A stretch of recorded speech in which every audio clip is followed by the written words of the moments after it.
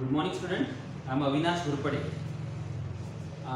नुकताच 12वीचा रिझल्ट लागलेला आहे आणि आपण आता नवीन 10वीसाठी म्हणजे हे इफ रुडियार्ड किपलिंग यांची जे पोएम आहे 10वीला ते आज शिकणार आहे आपण. तर 10वीची आपली प्रिपरेशन सुरू झालेली आहे. तुम्ही जर चॅनलला सबस्क्राईब नसेल केलं तर सबस्क्राईब करा पाहिजे, कारण की खूप सारे व्हिडिओज याच्यानंतर पण 10वीसाठी येणार आहे आपल्या यूट्यूबवर. ओके, मी पोएमबद्दल सरळ बोलतो. इफचा अर्थ जर तर होते. जर असं केलं तर ended if. Okay, if I study hard I will pass in the exam. जर मी मेहनत केली तर मी परीक्षेमध्ये पास होईल. हे जेव्हा आपण इफ हे सबऑर्डिनेटिंग कंजक्शन ऍक्च्युली जर तर याचा मराठीत अर्थ होऊ शकते. रुडियार्ड किपलिंग यांनी लिहिलेली आहे. रुडियार्ड किपलिंग कोण? तुम्हाला लहानपणी तुम्ही मोगली नावाचं कार्टून बघितलं असेल. ते जंगल बुक या पुस्तकातून घेतलेलं होतं. मोगली फार फेमस आहे, त्याच्यामुळे ही पोएम पण खूप सुंदर आहे. आपण आयुष्य कसं जगायला पाहिजे हे पोएम आपल्याला शिकवते. जर तुम्ही असं केलं तर असं होईल. Did you get my point? तर असंच सगळं या पोएममध्ये सांगितलं आहे. पोएम खूपच मोटिवेशनल आहे. तुमच्या डोक्यामध्ये बऱ्याचदा वेगवेगळे थॉट्स येतात लाईफबद्दल की काय करायला पाहिजे. कधी कधी तुम्ही लाईफमध्ये खचून जाता, मग तशा वेळेस काय करायला पाहिजे. तुम्ही क्रिकेट बघत असेल, क्रिकेटमध्ये बऱ्याचदा 7-8 सामन्यामध्ये एखादी खेळाडू खेळतच नाही. रोहित शर्मा, विराट कोहली कधी कधी खेळतच नाही. मग काय तर मग ते क्रिकेट खेळणं सोडून देत नाही. ते परत प्रयत्न करतात आणि कुठेतरी 7व्या किंवा 8व्या इनिंगमध्ये ते मोठी एखादी सेंचुरी करत असतात. असंच आपल्या आयुष्याचं आहे. बऱ्याचदा खूप सारे बॉल्स डॉट जातात आपल्या आयुष्यामध्ये, पण कुठला तरी बॉल खूप चांगला येतो आणि त्याच्यावर आपण एक षटकार किंवा 6 मारत असतो. अशीच आपली लाईफ आहे. खूप सोप्या आणि साध्या शब्दामध्ये आपण इफ नावाची ही पोएम शिकणार आहे. तो बिफोर वेस्टिंग टाइम आपण सरळ पोएमवर येऊया. If you can keep your head, if you can keep your head. Keep your head ही नवीन तुमच्यासाठी फ्रेज आहे. Keep your head when all about you are losing theirs and blaming it on you. आता याचा अर्थ फार सोपी आहे. If you can keep your head, can keep your head म्हणजे रिमेन काल. रिमेन काल म्हणजे शांत राहणे. जर तुम्ही शांत राहत असाल, जर तुम्ही शांत राहू शकत असाल, if you can, when all about you are losing, जेव्हा तुमचं सगळंच काहीतरी तुम्ही लूज करत आहे, when you are losing something, when you are losing theirs and blaming it on you, आणि ते सगळं ब्लेम खापर तुमच्यावर फोडल्या जात आहे. तुम्हाला लोक ब्लेम करत आहेत. अशा वेळेस सुद्धा तुम्ही काल राहत असाल. Keep your head, keep your head. Keep your म्हणजे रिमेन काल. असं असून सुद्धा तुम्ही शांत राहत असाल तर definitely one day you will win. तर एक दिवस तुम्ही नक्की जिंकाल. असाच थोडक्यात साऱ्या वरच्या 2 लाईन मध्ये दिलेला आहे. तुमच्यावर लोक ब्लेम करत असेल, आपण जनरली व्हॉट वी डू ना, our reaction is so quick. If somebody blame you, you are started abusing over him or her. तुम्ही त्यांच्यावर परत शिवीगाळी करणं सुरू करता. At that situation also you need to be remain calm and cool. That is the life, my dear friend. So this poem will give you so many incredible tips how to live our life peacefully. Okay, तर ह्या सगळ्या पोएममध्ये तुम्हाला खूप साऱ्या गोष्टीचा सार घेणं गरजेचं आहे. मी दुसरी लाईन इथे घेणार आहे. याच्यामध्ये कुठली पोएटिक डिव्हाइस वापरलेली आहे, कसं फिगर्स ऑफ स्पीच कुठल्या वापरलेल्या आहे किंवा रायमिंग स्कीम काय वापरलेली आहे, हे मी ह्या स्टांजाच्या शेवटी सांगेन. If you can trust yourself when all men doubt you. तुम्ही जर स्वतः सेल्फ रिलायन्सला म्हणतो. ट्रस्ट युअर सेल्फचा अर्थ काय होते? ट्रस्ट युअर सेल्फ म्हणजे सेल्फ रिलायन्स. सेल्फ रिलायन्स अर्थ किंवा सेल्फ बिलीव्ह म्हणून. सेल्फ बिलीव्ह किंवा बिलीफ, त्याला आपण बिलीफ पण म्हणू शकतो.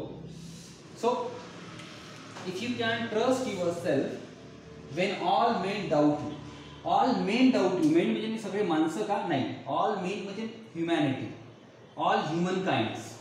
जेव्हा सगळेजण तुमच्यावर ब्लेम करतात आणि जर त्यावेळेस जर तुम्ही स्वतःवर विश्वास ठेवत असेल, सेल्फ रिलायन्स, सेल्फ बिलीव्ह ठेवत असेल, तर definitely one day you will win. तर तुम्ही एक दिवस नक्की जिंकाल. And that is all about the life. When everybody starting abusing you, blaming you, okay, doubting you, even though you trust yourself, your inner heart, तर one day definitely you will win. या ओळीचा अर्थ तोच आहे. But make allowance for their doubting too. पण लोक जेव्हा तुमच्यावर डाऊट करतात तर तो you cannot simply say की don't doubt over me. Make allowance. Let them allow to doubt over you. त्यांना सुद्धा तुमच्यावर डाऊट करण्यासाठी let them allow. There should be a space. There should be a space for doubting also. तुमचा doubt करण्यासाठी space पण ठेवा. इथे म्हटलंय की but make allowance for their doubting. त्यांना डाऊट करण्यासाठी सुद्धा अलाव करा. What does it means? It means that you need to analyze that why they are doubting about you. So if they are doubting in a positive way, so you can accept it and try to improve yourself. जर ते तुमच्यावर doubt करत आहे आणि ते कदाचित चांगल्या गोष्टीसाठी करत आहे तर ते इम्प्रूव्ह करा स्वतःमध्ये. चांगल्या गोष्टी डाऊट नाही करत आहे तरी त्यांना काही म्हणू नका.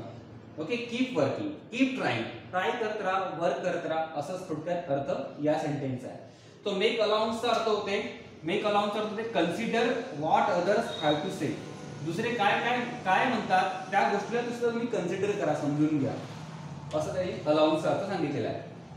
Then if you can wait, if you can wait and not be tired by waiting. I hope तुम्ही हे पुस्तक उघडलेलं असेल, ही पोयम काढलेली असेल आणि तुम्हाला समजून घ्यायचं आहे. तुम्ही त्याचबरोबर तुमचं नोटबुक, पेन, पेन्सिल घेऊन बसा आणि प्रत्येक गोष्टीचे नोट्स काढा, म्हणजे तुम्हाला पोयम खूप इझिली समजेल. लॉकडाऊनचा पिरियड आहे, सगळेजण घरी बसलेले आहेत and they must have big dreams in their life. Okay, and in order to pursue their dream they try every day. But what happened nowadays? Everything is locked. सगळंच बंद झालेलं आहे. Even there are so many avenues to do something. पण सगळंच nowadays बंद झालेलं आहे. जेव्हा तुमच्याकडे टॅलेंट असेल, प्रतिभा असेल आणि सगळ्या गोष्टी बंद आहेत, तर डेफिनेटली तुमचा पेशन्स त्यावेळेस थोडासा कमी होऊन जातो. पण तुमचा पेशन्स कमी नका होऊ देऊ असं यांनी म्हटलेलं आहे. If you can wait and not be tired by waiting. तुम्ही वेट करू शकता, तुम्ही थांबू शकता आणि वेट करता करता तुम्ही टायर्ड होत नाहीये. Sometime we need to wait for good things. Tired होत नाहीये तर definitely one day you will win. Or being lied about, don't deal in lies. आता याचा अर्थ खूप सोपी आहे. ऑर बीइंग लाईड, तुमच्याबद्दल खोटे बोलल्या जात असेल. ऑर बीइंग लाईड, तुमच्याबद्दल खोटे बोलल्या जात असेल. Okay, about, don't deal in lies, तर तुम्ही सुद्धा खोटे बोलू नका. Don't deal in lies, deal करणे, तो खोटा बोलल्यानंतर आपण खोटा बोलला. So don't deal in lies. कोणी खोटे बोलत असेल तुमच्याबद्दल, be calm and cool. Okay, face they, but don't deal in lies. तुम्ही खोटे बोलू नका. Or being hated, or being hated, being hated म्हणजे तुमचा कोणी तिरस्कार करत असेल. बीइंग हेटेड, तुमचा कोणी तिरस्कार करत असेल.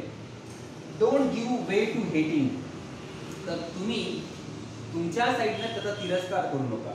Don't give way to hating, तुम्ही त्यांना तुमच्याकडून त्याचा मार्ग काढू नका हेट करण्याचा. म्हणजे be cool and calm, don't hate them, those who are hating to you. Okay, so don't give way to hating असं यांनी म्हटलंय. And 8, don't look too good, not talk wise. आता शेवटचा सांगा खूप महत्वाचा आहे. Don't look too good. Too good म्हणजे डोंट बी सो स्मार्ट. एकदम स्मार्ट बनू नका. बऱ्याचदा असतं की बऱ्याचशा गोष्टी आपल्याला येतात तसं, तर आपण त्या गोष्टी खूप स्मार्टली मांडत असतो. 8, don't look too good. Too good म्हणजे डोंट बी सो स्मार्ट, एकदम स्मार्ट बनू नका. नॉट टॉक वॉइस, किंवा स्वतःच्या बडाया करू नका. नॉट टॉक वॉइस, स्वतःच्या बड्या हुशारकी मारू नका. टॉप वॉइस, हुशारकी मारू नका असं त्यांनी म्हटलेलं आहे. तर आपल्याला जीवनातल्या किती साऱ्या महत्त्वाच्या गोष्टी या पोएमच्या पहिल्या स्टांजामध्ये समजलेल्या आहेत. काय करायचं नाही, काय करायचं. ही रुडियार्ड किपलिंगची खूप इंटरेस्टिंग पोएम आहे. लाईफचे खूप सारे आस्पेक्ट तुम्हाला शिकवणारी आहे. मी या पोएममध्ये जे काही पोएटिक डिव्हाइसेस वापरलेले आहे मी ते तुम्हाला समजून सांगण्याचा प्रयत्न करतो. पोएम खूप 3 स्टांजा आणि प्रत्येक स्टांजामध्ये आय थिंक 8 लाईन्स आहेत. तर पोएम मोठी आहे. Probably I give this poem in 2 part probably. So let's see. If you can keep your head when all doubt you. Keep your head. इथं जो हेड शब्द वापरलेला आहे ना, हेड म्हणजे फक्त डोकं नाही ॲक्च्युली. तर तो हेड जो इथं घेतलेला आहे तो घेतलेला आहे काल्मनेससाठी, काल्मसाठी, कंपोजरसाठी. ओके. तर जेव्हा एखादी मोठी गोष्ट सांगायची आणि त्याच्यासाठी एखादी पार्ट घेतला जातो, पार्ट, तर त्याला इंग्लिशमध्ये आपण पोएटिक डिव्हाइस बघत आहोत. आता पोएटिक डिव्हाइसेस आपण काय बघत आहोत? Poetic devices. तर जेव्हा एखाद्या a part is taken for the whole, म्हणजे संपूर्ण गोष्टीसाठी एखादी जेव्हा पार्ट घेतला जातो, फिगर ऑफ स्पीच किती समजली असेल. दुसरी फिगर ऑफ स्पीच कोणती वापरली आहे याच्यामध्ये? दुसरी वापरली आहे आणि ॲनाफोरा. काय वापरली आहे? ॲनाफोरा म्हणजे काय? ॲनाफोरा म्हणजे काय? ॲनाफोरा खूप सोपी आहे. जेव्हा रिपिटेशन ऑफ सर्टन वर्ड्स, काही शब्दांची रिपिटेशन, याचा मी तुम्हाला वर दिलेला आहे. Repetition of few words in closing sentences. तर जवळजवळ जे सेंटेन्स दिले आहे त्याच्यामध्ये सेम वर्ड्स रिपीट झालेले आहेत. जसं if you can, if you can, if you can, हे रिपीट झालं आहे त्यामध्ये, म्हणून ते ॲनाफोरा. याचं एक्सप्लेनेशन वर दिलेलं आहे मी. परत खूप सारे पोएटिक डिव्हाइसेस यामध्ये वापरलेले आहे. If you keep your head when all about you are losing theirs and blaming it on you. Okay. आता कीप युअर हेड, कीप आणि लूज, मला वाटते कीप आणि लुझिंग हे दोन अपोजिट वर्ड आहेत. कीप करणं ठेवणं, लूज करणं गमावणं. तर दोन अपोजिट वर्ड्स जेव्हा आपण जेव्हा एखाद्या सेंटेन्समध्ये वापरत असतो तर ते फिगर ऑफ स्पीच असते अँटीथेसिस. काय असते? अँटीथेसिस. कीप आणि losing, two opposite words are use in a sentence. It's a antithesis. मी परत वाचतो. If you can trust yourself when all men doubt you. आता इथे पण बघा ना, अँटीथेसिस आहे. ट्रस्ट आणि डाऊट दोन अपोजिट वर्ड नाही का? ट्रस्ट विश्वास आणि डाऊट शंका. शंका आणि विश्वास दोन वेगवेगळे शब्द आहेत, अपोजिट शब्द आहेत, आणि दोन्ही तिथे एखाद्या वाक्यामध्ये वापरले आहे. तो इट्स अ अँटीथेसिस. हे सुद्धा काय आहे? अँटीथेसिस आहे. खूप किचकट झाला वाटत तर प्रत्येक गोष्टी नोट डाऊन करण्याचा प्रयत्न करा. Okay. Shall I take red marker? Okay, I try with this. It's an antithesis, but make allowance for their doubting too. Okay.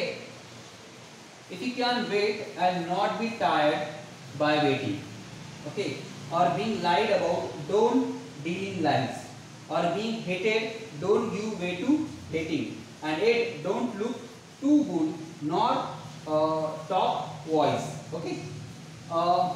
खाली जर तुम्हाला काही पोएटिक डिव्हाइस आढळल्या तर you may notice it. Okay. पण मला सध्या एवढे पोएटिक डिव्हाइस इथे दिसत आहे. ओके.